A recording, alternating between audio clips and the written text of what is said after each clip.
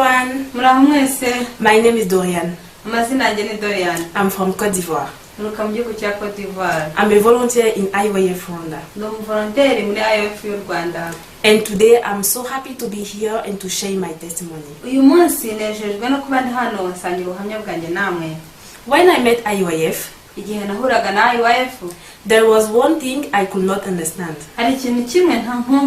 Fellowship. For those who have already participated in IYF program, know what I'm saying. Fellowship is a basic thing in IYF program.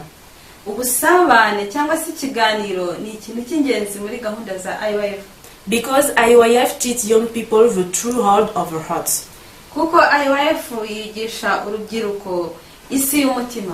That was very difficult for me even when I joined IYF.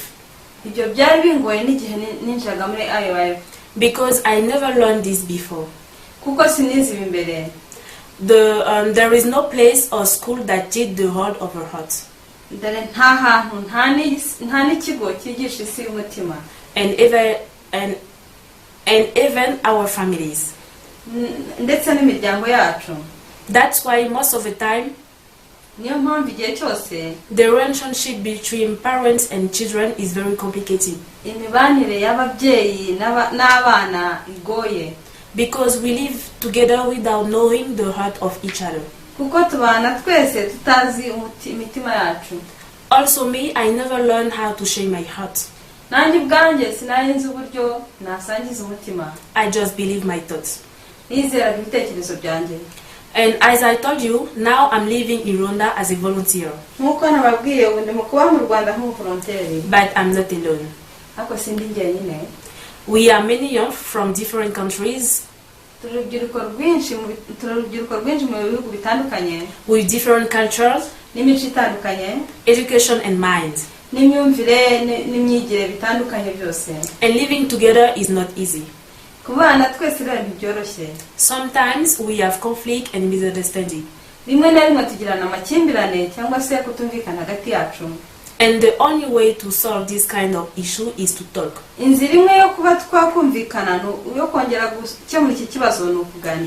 But talking about our hearts. Through my volunteer life, I can exactly learn how to fellowship. How to talk heart to heart. And I realized that it is impossible to live with others without fellowship.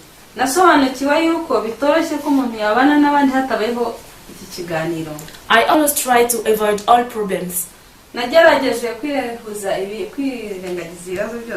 To please others and be a perfect person.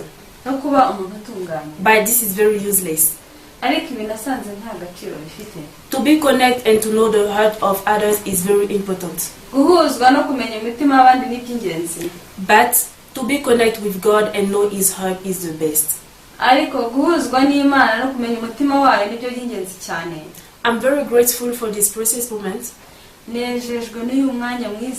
Because every day I can learn what is important to me. And how can I be happy? I hope in your life you can learn from everything and everyone. Even small things. Also from my testimony. Thank you so much and see you next time.